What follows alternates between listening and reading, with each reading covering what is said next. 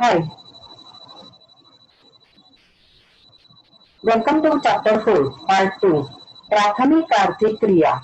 Part 1 मध्ये आपण शिकार, कंदमुळं, फळ गोळा करणे, लाकूड तोड, मासेमारी याची विस्तृत माहिती घेतली. पशुपालन. स्क्रीनवर दिसत असलेल्या नकाशाचे निरीक्षण करा आणि यासोबत जे प्रश्न दिले आहे त्याशिवाय त्यापूर्वी मी तुम्हाला काही माहिती समजावून देते, ती लक्ष द्या.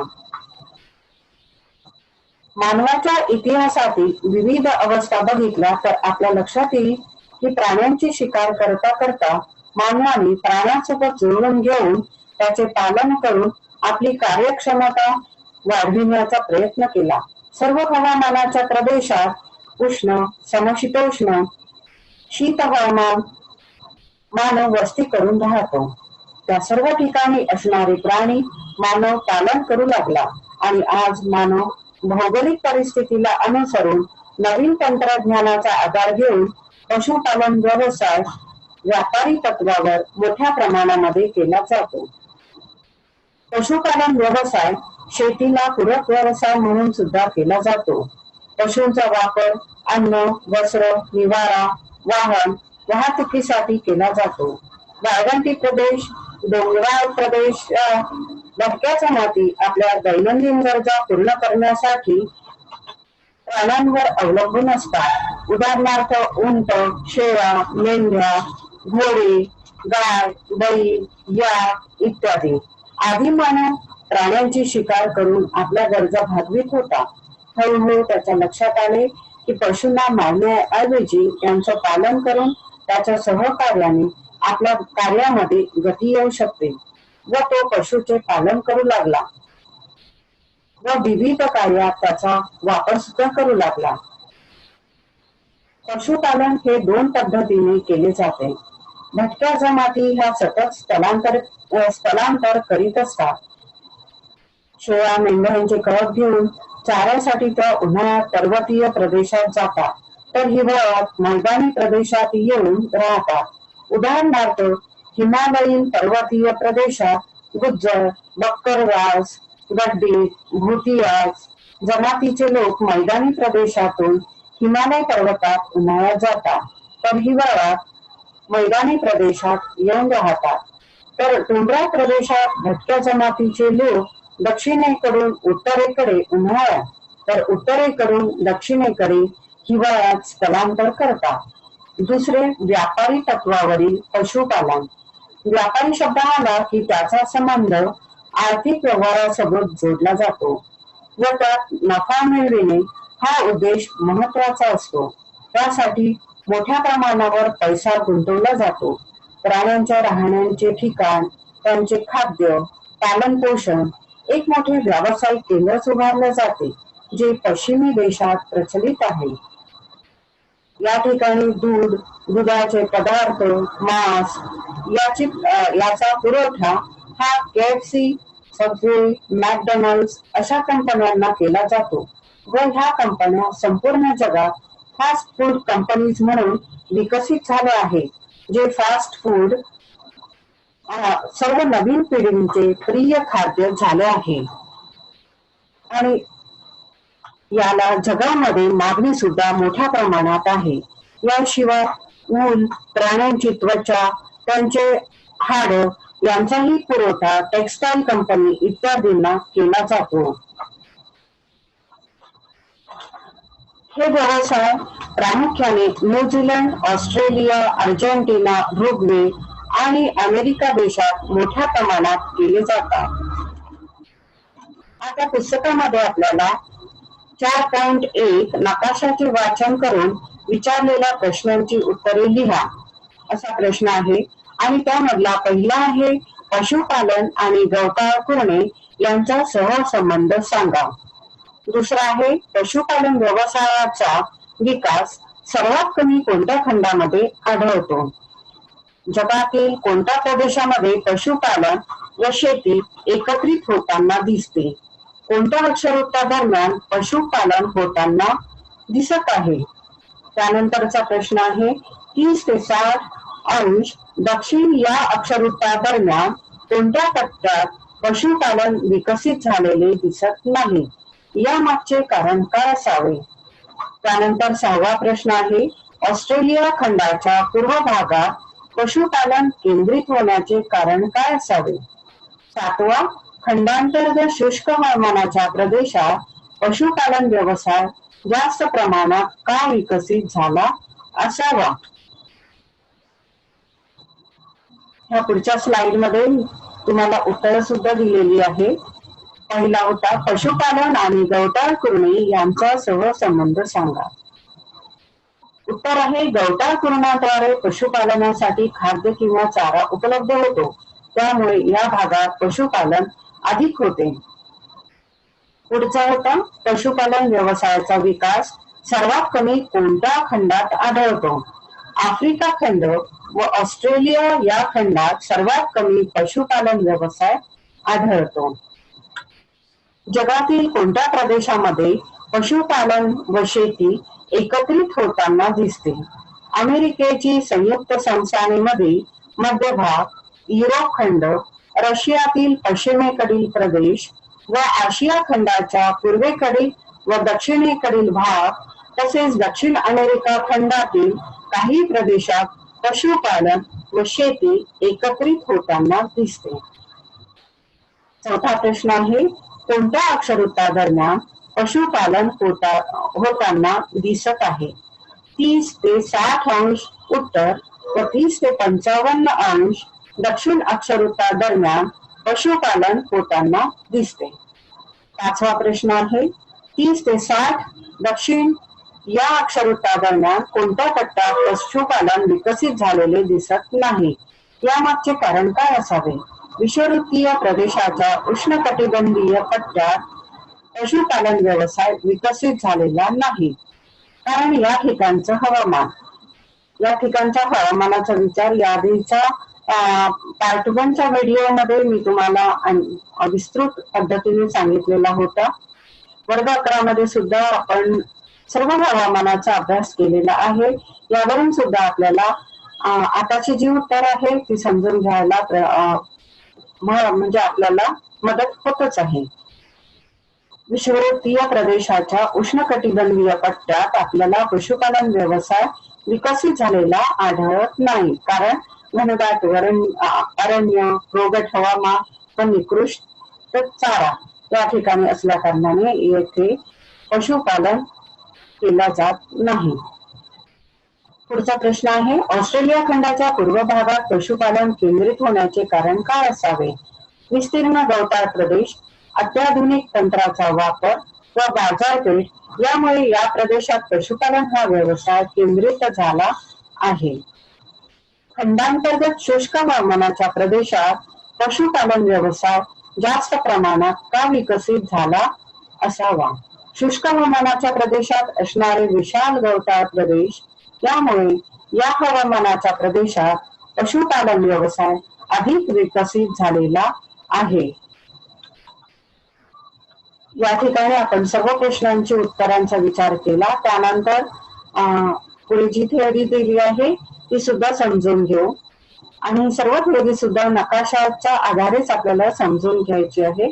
म्हणून बाजूला मी हा जगाचा नकाशा जो प्रकरणाच्या सुरुवातीला दिलेला आहे तो दाखविलेला आहे.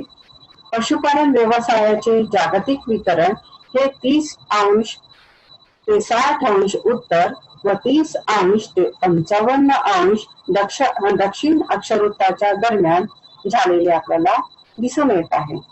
या व्यवसायावर हवामानाचा प्रभाव दिसून येतो. उदाहरणार्थ 60 अंश उत्तर अक्षरवृत्तादरम्यान आढळणाऱ्या शुष्क हवामानातील गवताळ प्रदेशामुळे पशुपालनाचा विकास झालेला नाही. शुष्क हवामानातील गवताळ प्रदेशामुळे पशुपालनाचा विकास झालेला आहे. गवताळ प्रदेशामध्येच आपण पशुपालन केलेले आपल्याला दिसून येते, कारण गवत हे पशुचे खाद्य आहे. चुकीने माझ्याकडून पहिलं ते सेंटेन्स नाही वाचलं गेलं. तर 0 ते 30 अंश उत्तर व दक्षिण अक्षरवृत्ता दरम्यान विषुववृत्तीय प्रदेशाच्या उष्णकटिबंधीय पट्ट्यात पशुपालनाचा कमी विकास झालेला आहे. प्रदेश उत्तर गोलार्धामध्ये या व्यवसायाचा विकास जास्त झालेला आपल्याला आढळून येतो. नकाशाचं निरीक्षण केल्यानंतर सुद्धा आपल्या लक्षात येईल की जो येलोइश कलर आहे तो आपल्याला उत्तर गोलार्धामध्ये जास्त आढळतो आणि दक्षिण गोलार्धामध्ये तो कमी आढळतो आहे. आणि त्यातल्या त्यात आपल्याला दक्षिण अमेरिकेमध्ये तो दिसून येतो.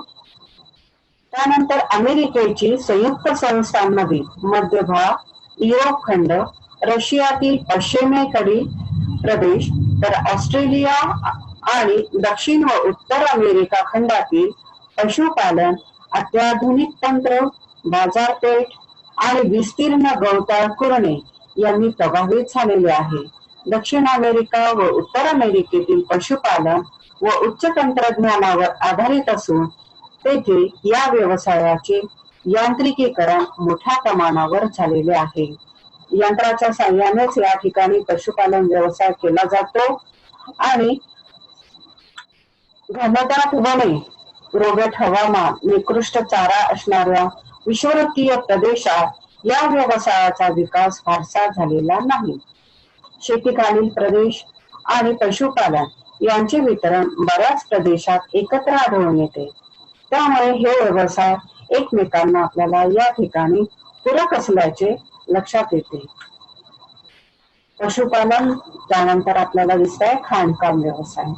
खाणकाम व्यवसायाची माहिती बघत असताना आपल्याला नकाशा दिलेला आहे, त्या नकाशाचे निरीक्षण करा आणि त्यासोबत मी जी माहिती सांगते ती सुद्धा थोडं लक्ष द्या.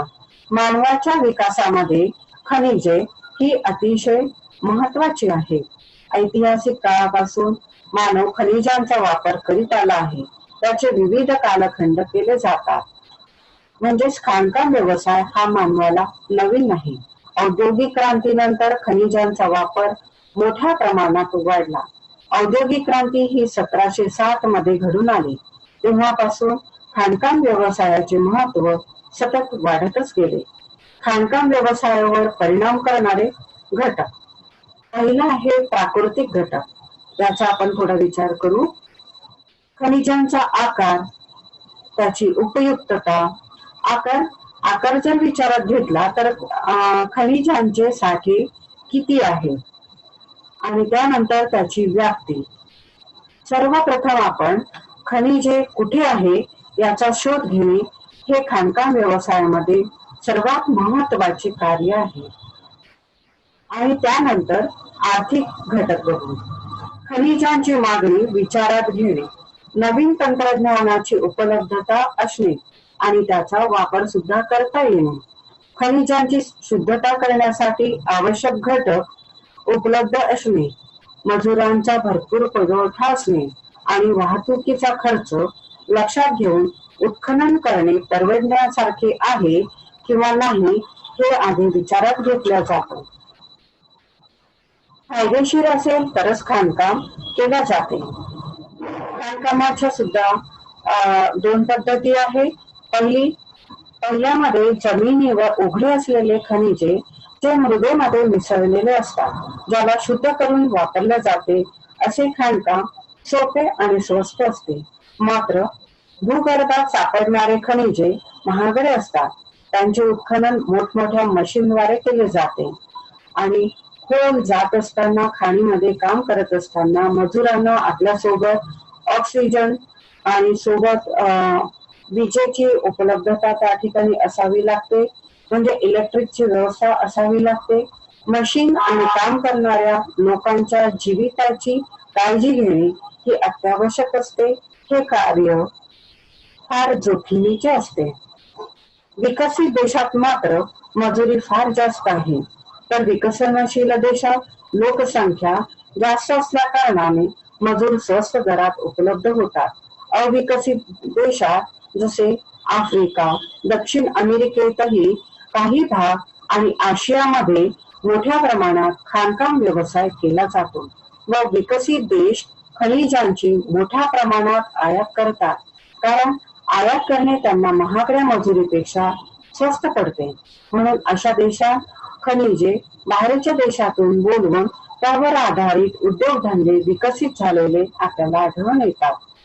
यानंतर आपल्याला ह्याच प्रकरणामध्ये नकाशावर जी प्रश्न दिलेली आहे त्याचा विचार करू. नकाशाचे वाचन करून विचारलेल्या प्रश्नांची उत्तरे लिहा. खाणकाम व्यवसाय उत्तर अमेरिकेच्या मुख्यतः कोणत्या भागात आहे? दुसरा आहे दक्षिण अमेरिका खंडाच्या कोणत्या किनारपट्टीवर खाणकाम व्यवसाय केंद्रित झालेला आढळतो? तिसरं, इतर सर्व प्राथमिक व्यवसायांशी तुलना करता खाणकामाचा विस्तार अक्षरवृत्तांशी निगडीत वाटतो का आणि का? खाणकाम व्यवसायाचे जगातील केंद्रीकरण पाहता तुम्ही त्यांचा संबंध देशाच्या आर्थिक विकासाशी लावू शकता का? ह्या पुढच्या स्लाइडमध्ये त्याची उत्तरे देण्याचा मी प्रयत्न केला आहे. तुम्ही सुद्धा जी प्रश्नाची उत्तरे शोधली असेल ती तुम्ही तपासून बघा. पहिला होता खाणकाम व्यवसाय उत्तर अमेरिकेच्या मुख्यतः कोणत्या भागात आहे? त्याचं उत्तर आहे कॅनडा व अमेरिकेची संयुक्त संस्थाने यांच्या पूर्व भागात खाणकाम व्यवसाय आढळून येतो. दुसरा, दक्षिण अमेरिका खंडाच्या कोणत्या किनारपट्टीवर खाणकाम व्यवसाय केंद्रित झालेला आढळतो? दक्षिण अमेरिका खंडाच्या पूर्व किनारपट्टीवर व दक्षिण किनारपट्टीच्या भागात खाणकाम व्यवसाय केंद्रित झालेला आढळतो. तिसरं, इतर सर्व प्राथमिक व्यवसायाशी तुलना करता खाणकामाचा विस्तार अक्षरवृत्ताशी आपल्याला काय लक्षात येतो आणि का? नाही, कारण खनिजांचे वितरण पृथ्वीवर असमान आहे. हा व्यवसाय खनिजांच्या उपलब्धतेवर अवलंबून असल्यामुळे या व्यवसायाचा अक्षरवृत्ताशी संबंध येत नाही. खाणकाम व्यवसायाची जगातील केंद्रीकरण पाहता तुम्ही त्याचा संबंध देशाच्या आर्थिक विकासाशी लावू शकता का? हो. खाणकाम क्षेत्राजवळ उद्योगधंद्यांची स्थापना होते. उद्योगधंद्यांमुळे देशाचा आर्थिक विकास घडून येतो. त्यामुळे खाणकाम व्यवसाय ज्या देशांमध्ये प्रगतीपथावर आहे तो देश देखील आर्थिक विकासामध्ये प्रगतीपथावर आहे. यानंतर आपण याच्यामध्ये आपल्याला पाषाण युग, कांस्य युग, ताम्रयुग, लोहयुग, अणुयुग असे विविध कालखंड दिले आहेत. म्हणजेच मानव खनिजाचा उपयोग प्राचीन काळापासून करत आला आहे. हत्यारे, अवजारे, दागिने, भांडी, औषधे इत्यादी तयार करण्यासाठी खनिजांचा वापर केला जात असेल. मानवाच्या सांस्कृतिक उत्क्रांतीचे वेगवेगळे टप्पे ही त्याच्या खनिज व्यापाराशी निगडित आहेत. पाषाण युगाच्या शेवटच्या टप्प्यावर मानवाने भूमिगत खाणकामाचे कौशल्य आत्मसात केले. अनुक्रमे कांस्ययुग, ताम्रयुग, लोहयुग, अणुयुग याप्रमाणे कालखंड खनिजांच्या वापरानुसार अधोरेखित करण्यात आले आहे. खाणकाम या प्राथमिक आर्थिक क्रियेतूनच मानवाची उत्तरोत्तर प्रगती होत गेली आहे.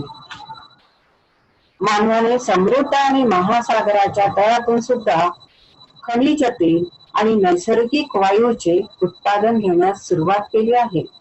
याचं उदाहरण घ्यायचं झाल्यास भारतात मुंबई जवळ अरबी समुद्रामध्ये बॉम्बे हाय हे खनिज तेल आणि नैसर्गिक वायूचे उत्पादन. भूकवचात सापडणारे खनिजे मानव निर्माण करू शकत नाही. एक वेळा वापरल्यानंतर यांचे साठे हे संपुष्टात येतात. काही खनिजे ही परत तयार होणारी असतात तर काही खनिजे ही नेहमीसाठी संपून जाणारी असतात.